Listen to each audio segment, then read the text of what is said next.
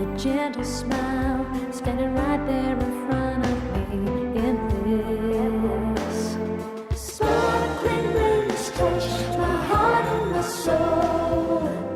Diffused and recharged, peace once again. A scent frequent meeting as the whole atmosphere changed, enveloped in bleeding as the morning awakens, and by the shining dawn me with the jewels of your light.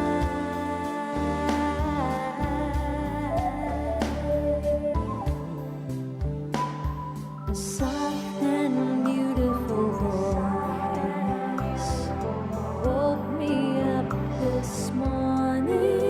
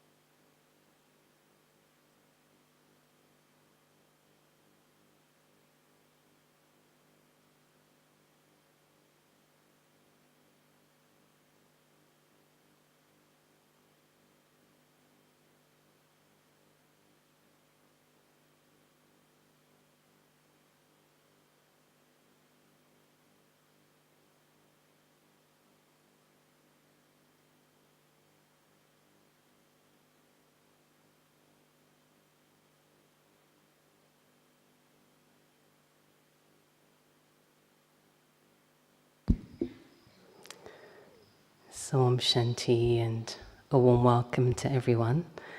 And so as you know, this evening we are very fortunate to have Sister Genty with us to share her thoughts on yesterday's Avyakt Murli. And so can we just give a warm welcome to Genty? Maybe wide for a clap.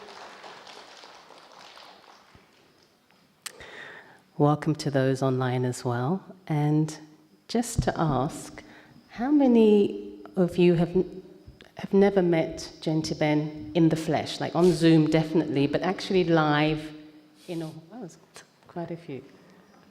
Right, a lot on this side. Great. So, a special evening for all of you to have Genty with us. So I thought I would start with a very brief introduction, an official introduction, and then a personal introduction, if that's okay. There are many titles, Genty. And so, Sister Genty... You can forget about the titles. Oh, can I? Just a few, 3, 4. So, Sister Genty is the additional administrative head of the Brahma Kumaris. She's also the regional director for Europe and the Middle East. And she's also the CEO for the Brahma Kumaris UK. And I think it's good to list all these titles because we just wonder how you manage, because you'll always look so fresh, tireless, light. And so I think for me, what I've really observed is just, Genty, your humility, your clarity, your depth of sharing, and your simplicity. And I think it's really nice to have a real live version of what Baba's telling us in the Murli. We do need practical samples and examples, so thank you for being that for all of us. And so we're going to start off with Genty sharing her thoughts on yesterday's Murli, and then we'll have some questions from myself, and then we'll open it up to questions from all of you. Okay? So over to you, Genty. Thank you, Samantha, and lovely to see this group, which I haven't met. So I'm happy to be here, even if it's just for a short time now. I think contentment has been one of my favorite subjects. Whenever Baba's spoken about it, I've resonated with it very deeply. And it comes up quite frequently. And when you hear what Baba had to say about contentment yesterday, then you can see that it really is a very foundational aspect of our life in Brahmin life. I suppose in Lokik life too, but especially in Brahmin life. And so Baba firstly just talking about the value of contentment and how Baba was seeing the sparkle of contentment. And so it seems that contentment is a jewel that radiates light and spreads light everywhere. And Baba mentioning that with this one speciality, many other specialities come also. And so an indication of how important this is, because it will help me develop many other qualities in my life too. And how, a very interesting sentence, Baba saying that it's a quality that makes you loved by God, it's a quality that makes you loved by others, but it's also a quality that you love to have for yourself. And so, true, if I'm content, then there's an inner state of stability that isn't there at any other time if there's anything that's creating upheaval or discontent within. And I've often seen that where there's even a slight bit of discontentment, then really what happens is that other things that are going on trigger reactions. And when there is a state of contentment, then that state of contentment means that you're able to absorb whatever else is going on and not get shaken by that. And so Baba reminding us of the value and the importance of this, and how if one person is content, then they spread that vibration of contentment around them, and their stage is able to impact many others also. And the contentment is visible from their face, the contentment is visible from their eyes, you can see that.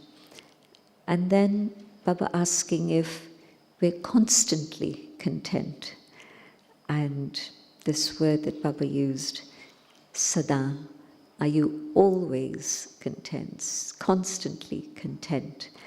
And in the days when we had meetings with Baba personally, then Baba would ask a question and wait for a response, and very often the response was sometimes, and Baba was never satisfied with that. Baba would push and push and push and bring the soul to a state of understanding where they began to nod their head and say, yes, Baba, this is what I want to be. I want to be constantly happy, constantly content, constantly whatever it is Baba was talking about. And so Baba again emphasizing this, that this word constant is a very important one within our own life. And it's true that if sometimes Baba spoke about happiness and power, contentment, and how it's not enough just to have it sometimes from time to time, but just to make sure that it's there continually. And it's a fact that if at times I feel powerful, but at times I don't feel powerful, then that's going to be the time that Maya finds a way to enter and bring me down. But if I can be stable in my stage of whether it's contentment or happiness or power, then I have the capacity to be able to deal with everything. And Baba's using this word swa-sthiti and parasthiti. And they both sound very similar, don't they? Well, parasthiti is problems, situations, difficulties, challenges. And swasthiti the inner stage of the self.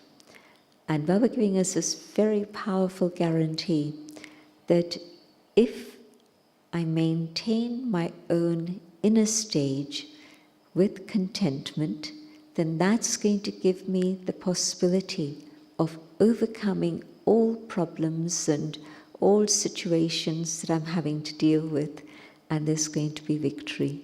And so a very lovely promise from Baba that if you maintain your own inner stage, for sure, all the external problems are going to dissolve and you're going to be able to deal with all of them and go beyond it all. So I thought that was a very, very powerful promise from Baba that yes, definitely, if I do this, then this is the result. And Baba often does this. Baba often gives us different comments about, if you do this, this is what will happen. If you do that, this is what Baba will do for you. And again, the Murli was very much full of many of those other promises also. And something that's come up often in Sakar Murlis and also in Avyakt Murlis, again Baba was commenting on how if I see something going wrong, if I see somebody else's reactions, then if I react also to them, then definitely two wrongs are not going to make a right. And maybe my intention is very good, and maybe my intention is to help them. But the way that it comes out, if my tone isn't right, if my motive isn't completely, absolutely clean, then of course it's going to come out with that roughness in my voice and the tone. And maybe the volume is too high, something or another. But that's going to indicate my own reactivity also. And Baba even labeled it as a trace of anger. And within that, Baba reminding us that, well, lust is one thing, but anger is the second big number enemy. And so just to be aware of how it is I deal with things, and sometimes if I try to help another understand or change, how often is it that you've actually been able to change another person? Anyone tried changing another person? I think we've all tried at some point or another, but it really doesn't work. And it's only when I change myself, then that becomes an example and an inspiration for others also. Otherwise, really, they're going to listen, but Baba even said that they'll probably be too scared to come near you in the future because they're going to be concerned that you're going to be correcting them, ticking them off and whatever. So don't try to make them change, but see if you can maintain your inner state of nothing but good wishes. Again, good wishes has been such a consistent theme through several Murlis all the time. You just see the track of that and how it seems to be that stage where I really have to come very, very clean. I have to make sure that really, not even for a moment, there's any other thought except good wishes and pure feelings, so that then that's able to reach another and help them move forward, because that is the only way that you can help them, not by correcting them or even making them aware that something's not quite right, but just simply having good wishes. And so there's a lot of cleaning to be done inside, to be able to get to that point where, and it applies to the fact that it's everyone that I have to have good wishes for. It's fine to have good wishes for my friend or my relative, but am I able to keep that stage of good wishes for everyone? Now that's what Baba's asking of us, to be able to maintain that. You know, come Christmas time, we'll be sending good wishes and pure thoughts and good feelings, good tidings. We'll be talking about all of these things. We'll be writing them in our messages and our cards and so on. But really, truly, to have a heart that's so clean that not even one individual is there for whom I have anything less than good wishes. Because even a drop of any other feeling is going to be poison, and it's going to interfere with my relationships with everyone else also. So really, just to have a heart that's absolutely clean. And Baba was speaking at some point about how we need to have sweetness in our attitude, sweetness in our vision towards others, sweetness in our language, sweetness in our words, so that then it's very natural, just nothing but good wishes. And I was saying that also, that stage of nothing but good wishes comes from that inner stage of contentment. And so can I develop that contentment to such a point where just constant, my natural nature is to be giving good wishes. And if I can do that, then yes, that's real service. And it's going to be helpful for everything. The atmosphere, my own reactivity is going to spoil the atmosphere. Even if I say that, oh, it doesn't really matter, I'm not bothered. But the fact that I see something and it causes waste thoughts in my mind, and I allow those waste thoughts to continue, then that's going to trigger the waste thoughts of others also. And so Baba very much reminding us of how the reaction of one isn't restricted to one, but the reaction then continues and it's shared out and it interferes with the whole atmosphere and the vibration of Baba's home. And so that stage where natural nature becomes one of contentment, which then leads to the sweetness that Baba wants us to have. And of course, sweetness is a word that we don't usually like, in the English language at least. Meetha in Hindi is much softer, but sweetness sometimes in English is sticky, and so it's cloying. But that's not what Baba means. Baba means that natural state in which there's love and easiness and lightness, and so that's what's happening, that sweetness in your inner state, your attitude and your vision, and so on. And Baba reminding us also that, I love that sentence where Baba said, what is the inheritance that Baba gives you? And the inheritance wasn't mukti, jivan mukti, and all the usual things that we think about, but Baba said to be like the Father. Baba's inheritance to you at this time in Sangam Yuga is Bap Saman.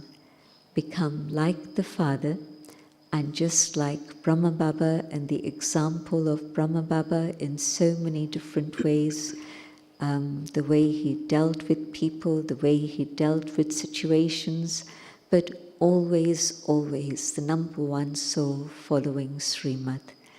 And in particular, the one sentence that Baba wanted us to recognize and remember, because it comes up in the Murli, every single Murli. Be soul conscious and remember the Father. And so is that difficult? Why should that be difficult? It's your natural experience of love and connection with one. And so just remember that and follow the Father in this, because this is what the Father did all the time, just simply following Srimad in thoughts, words, and actions. And I was saying that if this is what you do, if you follow Srimad and you have victory in your thoughts, words, and actions, then yes, Baba's going to be giving you all blessings, and Baba's going to be making sure that yes, you have that inheritance of becoming like the Father. So very powerful, very beautiful Murli, and a reminder of who we are and what Baba has come to do, and how whatever we practice at this time is a preparation for the future. Now, all the things that Baba's talked about in the Sakar Murlis, we're seeing as a reality. Everything absolutely on the brink. Things can go this way and topple over, things can go that way, and you don't know when and how and what. And so suddenly and ever ready. And so the practice of being bodiless, always this excuse, I don't have time. And as soon as Baba said this, then I thought Baba was going to give us the example of a drink of water. When I need to take a drink of water, I'll stop and I'll make sure that I give myself that hydration. And so same thing. And of course, I don't remember whether this was a time before traffic control, but definitely traffic control has been a very, very valuable tool to be able to practice this regular stopping, pause at every hour, so that then you can practice being detached from the body, seeing the body, but that stage of being bodiless, where I'm not just thinking of Baba, but I'm so detached from the body that I can fly to Paramdham and be with Baba there, even for a few moments. And I know that when we practice this and we have that experience of being bodiless, even for a few moments, that stillness, that purity, that power allows us then to come back into action through the different consciousness. And the consciousness that Baba was asking us to have now was that of being the detached observer. Sit on the seat of being the detached observer, and then, yes, you can maintain your own inner stage of being content instead of getting into the upheaval of all the things that are going on within nature, within matter, within Maya, all those. And Baba uses the term a puppet show. When you see a puppet show, it's enjoyable, it's entertainment, it's no hardship, it's no distress. And so can I have such a stage that I become bodiless, go home, and when I come back down, I'm truly a detached observer, and everything is only entertainment. Not so easy, but everything comes with practice. And the other thing I'm very aware of is that if there's a specific goal that I set for myself, then I focus on that. My mind is drawn to that again and again. It's not a promise I'm making to anybody else. It's a promise I'm making to myself, that this is the stage I would really like to have. And if I focus on that stage, then I'm going to be able to have Baba's help, and I'll be able to achieve it also. And so if I practice this bodiless stage again and again and again, the more I do it, the easier it becomes, the more natural it becomes. But also then, the follow-up for the next 57 minutes is that I can sit here and watch all the games that are going on. And as I watch the games and I'm being entertained, really keeping that inner state of happiness with myself by being here on this stage of detached observer, then yes, I'll be able to pass through whatever are the challenges today, but it's also the preparation for all the challenges that are going to be coming. And sometimes when you see and hear what's going on in the world around us, right now, at this moment, nothing about the future, right now, you'll be able to see that, yes, it's this practice that will carry me through all the challenges, but it's also this practice that's going to help other people around me. It's going to create that vibration and that aura in which others also feel secure and safe. I asked Sudhaben was downstairs in Shantivan for just a few days, and we had a short conversation about the situation that's happening in her part of the world. And she said that the sisters, and she was mentioning sisters, but I'm sure there's a few brothers around too, but she mentioned how because of their faith in Baba and their own practice of all of Baba's teachings, she hasn't heard them complain about anything. They always say, whenever she calls them, everything's okay, Baba's looking after us, everything is fine. So that was very reassuring. But it just shows you how whatever has been a long-term practice for the soul, then whatever challenges come, yes, we're able to pass through those challenges. And Baba saying that, well, don't worry about the number of the beads of a rosary. You just make sure you're victorious, and Baba will find a space for you in the rosary.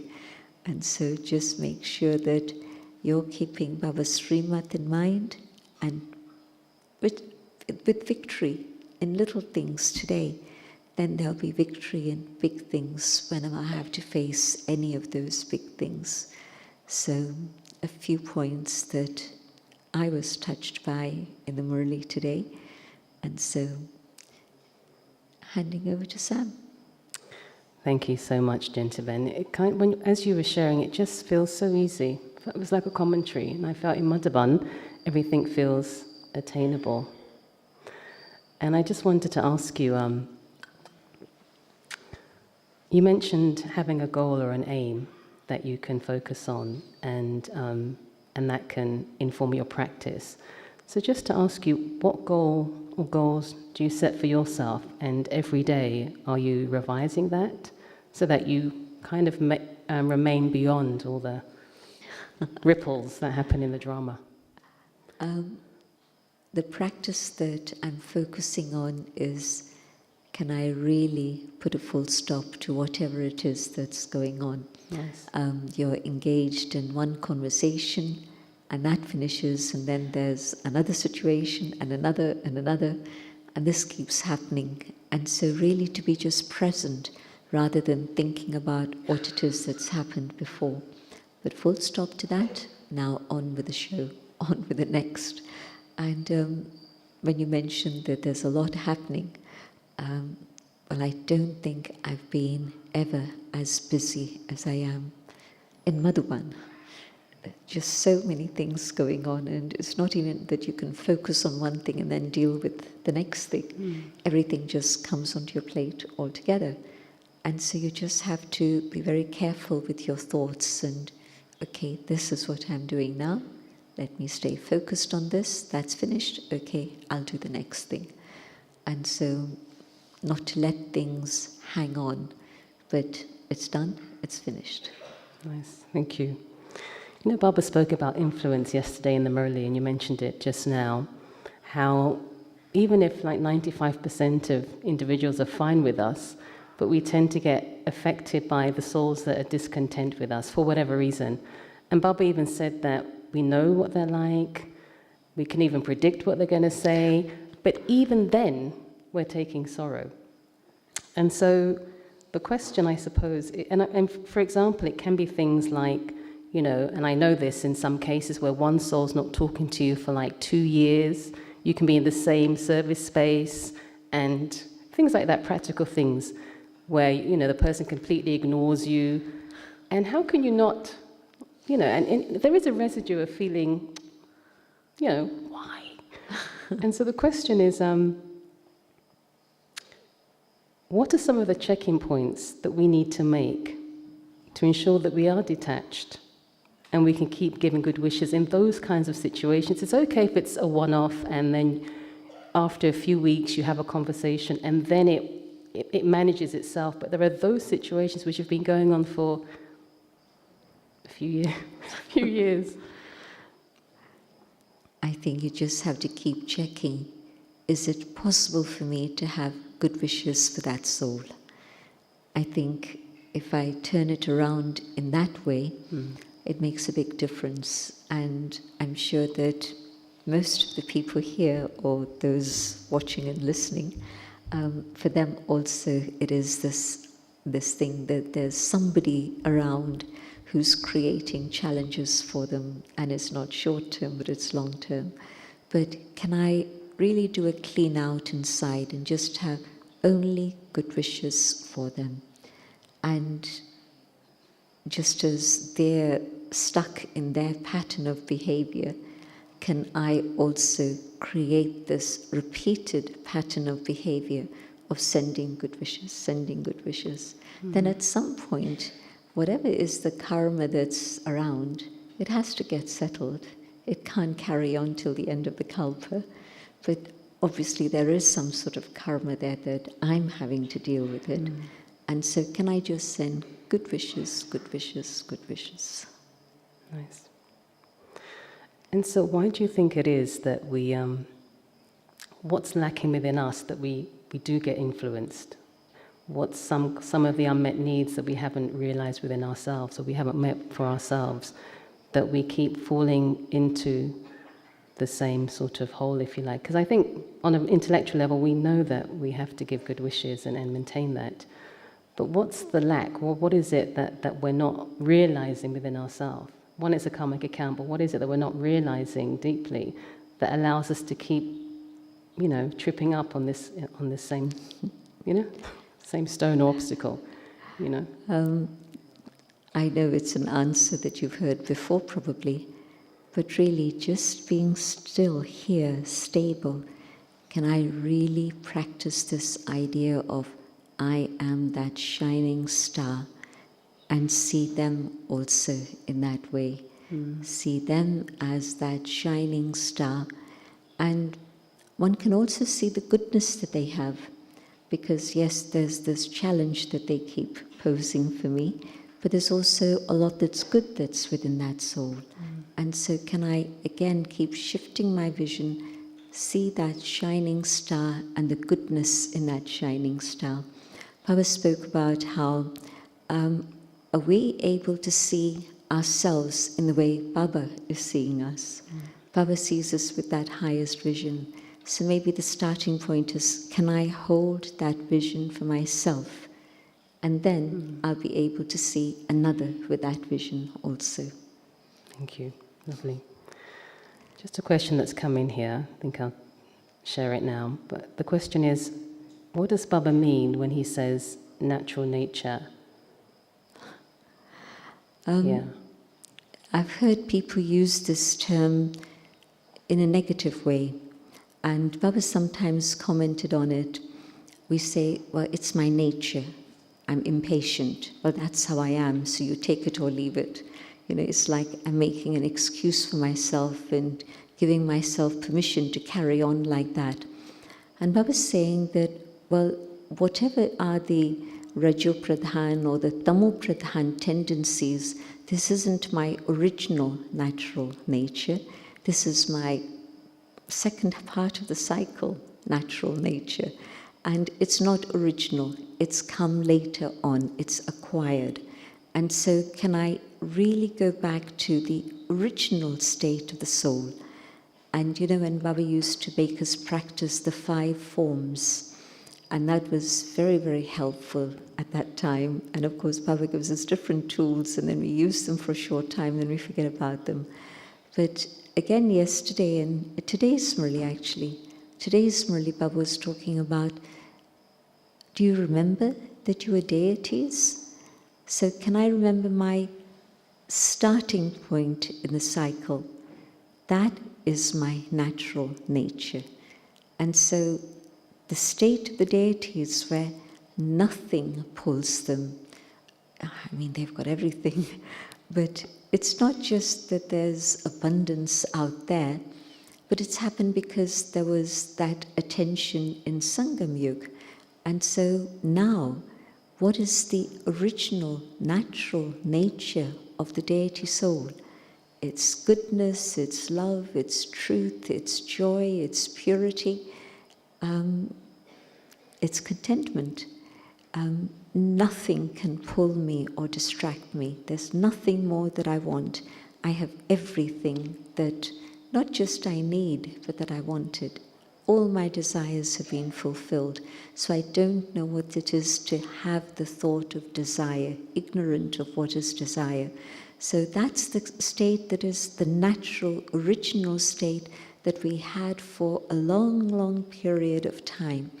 And so can I come back to that natural nature of goodness, because that is who I am at the start of the cycle, the origin of the cycle. Beautiful. And so the theme was the jewel of contentment, and Baba always gives us so many titles of Your self-respect. voice is getting Can you hear? distorted a little bit. So there are so many different titles of self-respect that Baba gives us. So yesterday was the jewel of contentment. So the question is, out of all the titles of self-respect that you have heard from Baba through the Murlis, would you say that the practice of this title that Baba gave yesterday, Jewel of Contentment, has served you the most? Or is there another title that you feel has served you? As I say right at the start, it's contentment has been a very important quality that my attention gets drawn to frequently. And it's a question I ask myself, is there anything that I want? Is there anything that I need? And truly, I can't think of what else. Baba has given literally, spiritually and physically, absolutely everything. So that is one title that I use as a checkpoint for myself very often. But one other one that I've also loved very much is this expression, the Hindi term Sikilade. But it carries that feeling of Baba has been looking for you and you were lost, and after a long, long time, Baba has found you again. You found Baba, but Baba has found you. And it touches my heart, that it gives me that sense that Baba was looking for me, and now that we meet each other, there's that resonance and connection and togetherness. So I love this particular expression. We hear it every day in the Murli. Long lost and now found children. But it is a very special one and I love it. You know, Baba was saying also that there's one thing that he says every day, and if we just practice this one line, everything else would fall into place. And we all know it, right? Baba says every day, consider yourself to be a soul and remember me. And we know that's the essence of all Gyan. But the practice is not always there. It's sometimes, Baba says, constantly. And so how to really begin to increase that practice more? Because I think we want to and we know it, but there's a delay. You know, there's something about not just thinking about something, but writing something down. And it's like you think something, but then a little while later it flies away. But you think about something and you write it down, and it stays in a deeper way within the consciousness. When I'd be translating for Dadi, I wouldn't have a chance to write things, but very often if there were things that really struck me, then I'd make time to actually sit and write the things that I remembered from what she had said. And I must have many, many notebooks filled with that. And I don't often have time to go back and read them. But the fact that I heard it, and I even repeated it in translation, but then I wrote it down, and a lot of it then stayed here. And so I think with soul consciousness, I know it sounds very simple, very basic, but it was a practice that helped me hugely, writing down how many minutes I was soul conscious in the past hour. And it was a shock, because you realize how little soul consciousness there is, even though it's so simple. But the fact that I've written it down, and it's there for me to see in black and white, it's a terrific boost to upgrade my remembrance for the next hour. And so I would recommend that. Just even for a short while, try it, and you will be shocked that there's actually very little soul consciousness for most of us.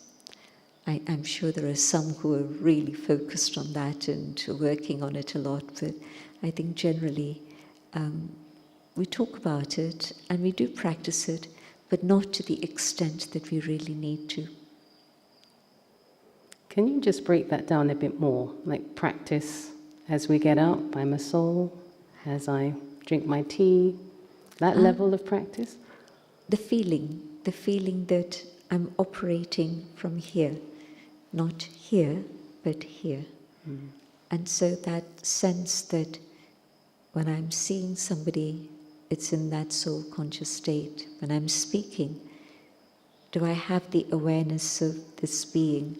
So it's not even repeating the words, I'm a soul, but I think for me it's the feeling, and that's something you can cultivate. And it's a very nice feeling. And so the surprise is that although it is such a nice feeling, it really makes you feel very good, but it slips away. Thank you.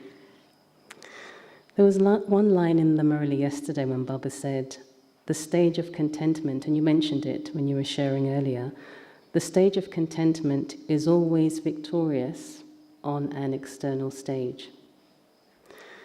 So the question is, a bit of a funny question, do you think it's possible to be lulled into a false stage of contentment? You know, everything's going quite well, where the setup is as we like it, perhaps I'm serving in a place where I'm alone and I've got good hands, or I have personal freedom, many different reasons for a feeling of contentment. So, or would you say that that's a result of our good karma? So things are going well, we're very content. Is it a false sense of security, a false sense of contentment, or is it that my karma's good? It happens very often that somebody's in a comfort zone and they're saying, well, I'm content. Baba wants me to be content, so I'm content.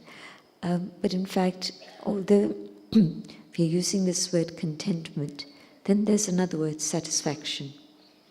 I'm content with where I am now, but I'm also aware that I need to make further effort to reach my destination. And my destination is when I'm totally satisfied. So contentment is at the moment, but that state of total satisfaction when I have really reached that karmatic stage is something else.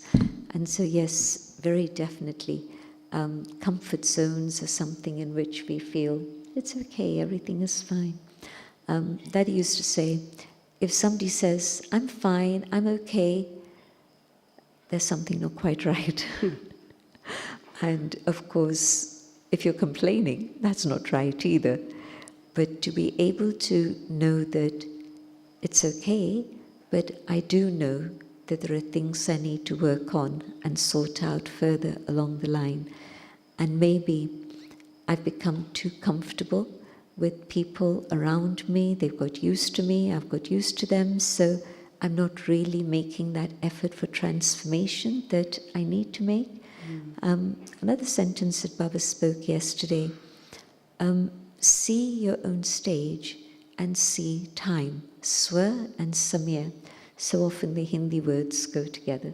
So am I seeing myself and the speed of my effort, and am I also seeing the speed of time? And for sure, the speed with which time is moving is very fast. But is my own speed of transformation equally fast? And so if I've got my eye on my transformation, then I'll know exactly what's going on. Then it won't be that I'll say, I'm fine, it's okay, everything's going well, but I'll know what it is I need to sort out more. Lovely, thank you. Somebody asked a question actually, or wanted this question put forward, and the question was about effort. And the question was something like, what is the turning point where effort over a long period of time then becomes our experience? Because sometimes we feel that we're making a lot of effort, but it still isn't quite natural. So what is that point in which we know that, okay, now it feels kind of easy? What's the the foundation for that. Does that make sense? Yeah? So that it just sort of happens. I think if I've given attention to something for a while, and now I'm not having to really think about it, but it's coming out naturally. Say, for example, patience. It's a good thing to look at. And I know that I'm impatient. I know that I want things to happen for me now, and they're not happening. And maybe it's not just with me, but maybe my impatience is with others. They're not so quick as I want them to be. So I'm reminding myself, it's okay. Things are going according to the right time, according to the right moment, and it's going to be fine. So I'm reminding myself. And there comes a point where then I don't need to remind myself, but I'm okay with it. I'm not getting into upheaval because somebody else is slow or things aren't working out as quickly as I would like them to. So there is a point where it comes out naturally, instead of you having to say, okay, hold on, don't think like this, think like this. But now it's become natural. So the more we keep repeating that, then after a while it just becomes second nature. You have to give it that attention. Yeah. You have to give it that, not tension, Baba plays around with that also, not to get tense about it, but I know that this is something that I need to give attention to. And so I'm giving it that attention. And now it's become natural. And it's happening in a very automatic, natural way. I just wanted to bring up something that was in the Murli 2 Sundays ago about the philosophy of karma. It is connected to yesterday's Murli as well. And Baba was talking about 2 powers. The power of tolerance, where we're very good, we tolerate, and we don't say anything at that point in time. But then later, we don't have the power to accommodate, and we find ourselves sharing whatever happened with 2, 3, or 4 people. And then, of course, Baba said, you need both. You need the power to tolerate and the power to accommodate. Can you just explore other powers that work in the same way? Because sometimes you give attention to one side. For example, I might think I've got to tolerate, yes, it's fine. And then there's a residue of that. And then I find a week later I'm having to tell somebody, get it off my chest, because it's still bothering me. So can you give examples of other powers that work in the same way, where we focus on one half and yet we don't get the full benefit of the powers that we should? Is it?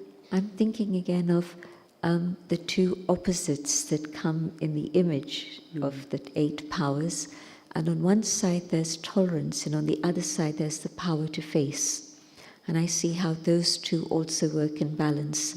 And you don't always know how to tolerate, and where it is, then you have to actually stand up for your principles or your beliefs and face the situation.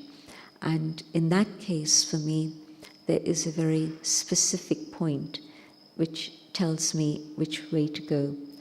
And if it's a question of personal choice, I prefer chapati and you prefer rice, and there are many people who have this preference, it's fine. And so if there's 2 people living together, am I going to make rice and chapatis? Well, probably not.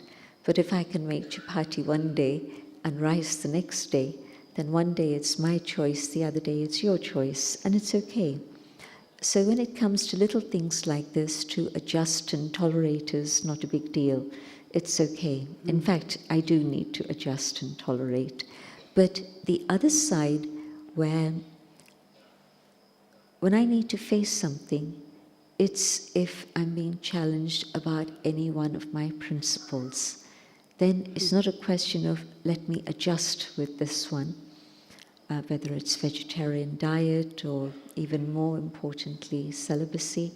It's not a question of, well, it's okay, it's your choice, and tomorrow you change your mind. I think it's at that time that I can't just say, I'm going to tolerate this. I have to say that I need to have the power to be able to face up to it and to do what I need to do. And I'm talking about basic things, but it can happen as you go along in Brahman life. And truth, where is it that honesty is absolutely vital? And where is it that, well, it's not such a major factor, and so it's okay, I can tolerate this. But there will be situations where it's absolutely vital. And so I need to be aware of that. So I've often seen these two as being balancing each other in a certain way. Thank you. Just open it up to the floor if anybody has a question before we have meditation. Does anybody have a question? If you don't want to be on camera, you can write it down and give it to Sona, who's just there on the side. Judy has. Do you want to come to the? She wants to write it down, or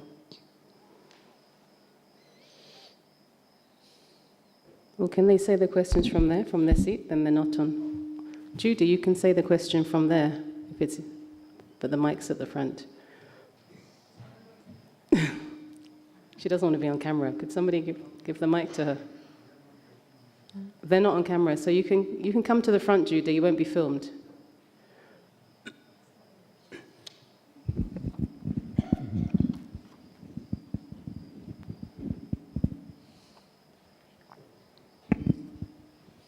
Shanti, could you give some yuktis to move from acceptance to contentment?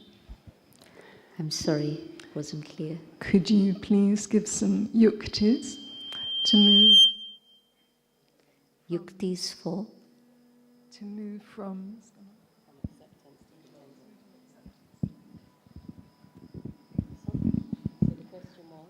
Could you give some yuktis to move from acceptance to contentment? Yuktis for acceptance. To contentment. From acceptance to contentment. Okay. Yes, I know what you're talking about. There's the state where I accept it, but it's still, it's not what I really want. And so I'm accepting it, but it's a little bit of forced medicine. And so can I shift that and say, this is the way drama is, and at the moment, this is what drama is saying, what drama is wanting, but what I'd like is now to just leave it with drama and just come back to my own inner state of contentment. That works. A scene of drama doesn't carry on forever. Whatever is a scene today, at some point it's going to change and the direction will be different. So just to remind myself of that and just to say it's going to be fine.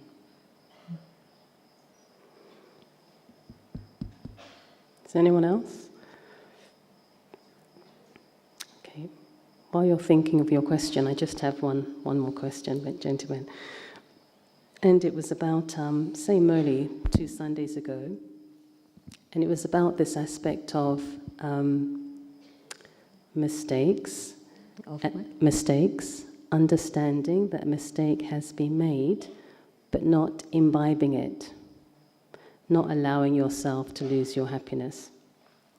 And so I suppose the question is really, I think we have imbibed people's weaknesses over time. And so there's a bit of a blockage, and maybe you've already answered it to a certain extent. There's a bit of a blockage.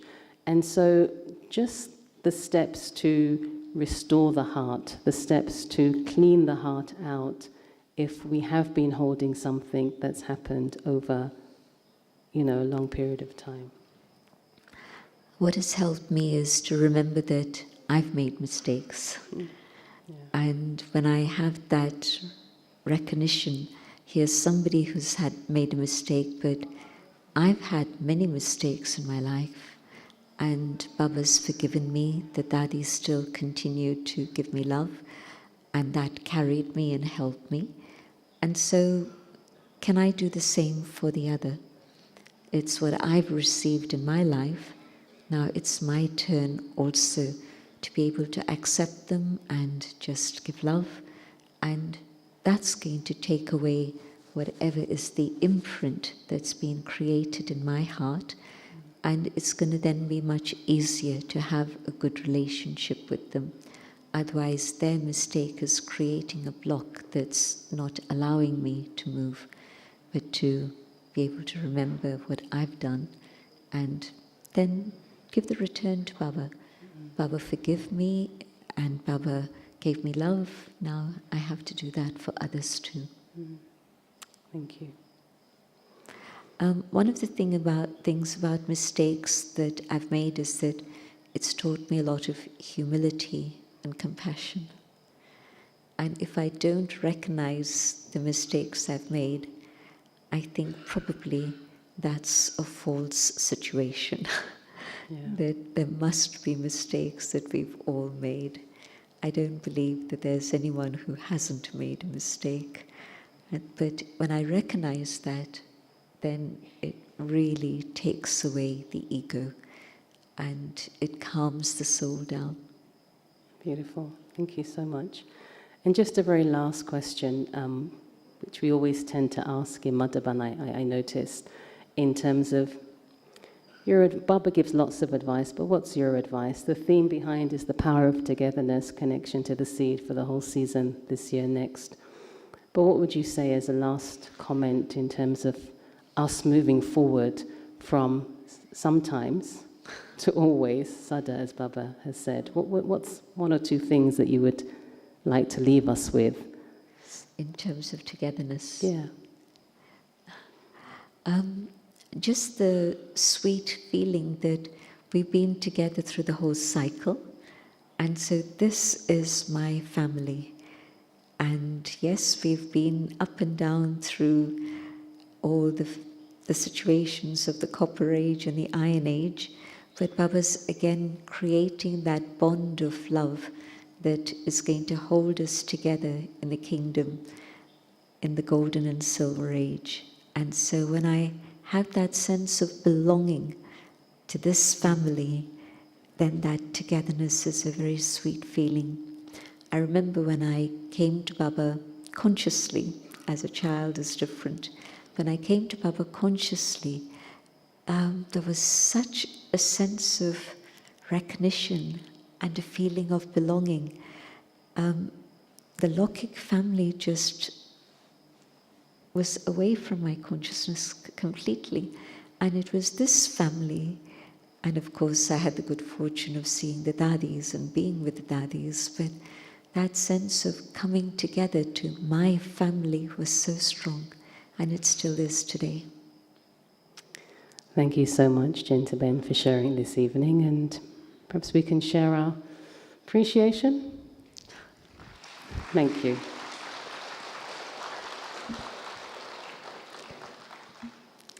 So now meditation, 7:30.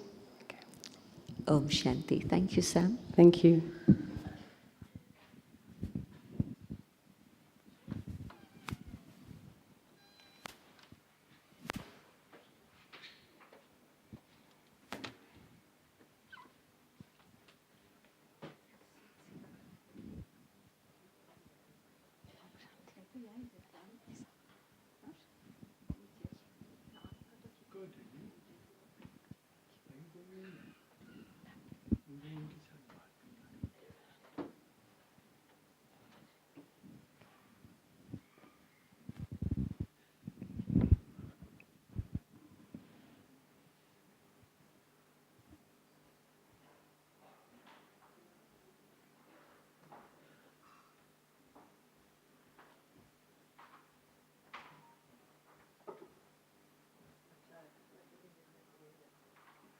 Is it meditation now?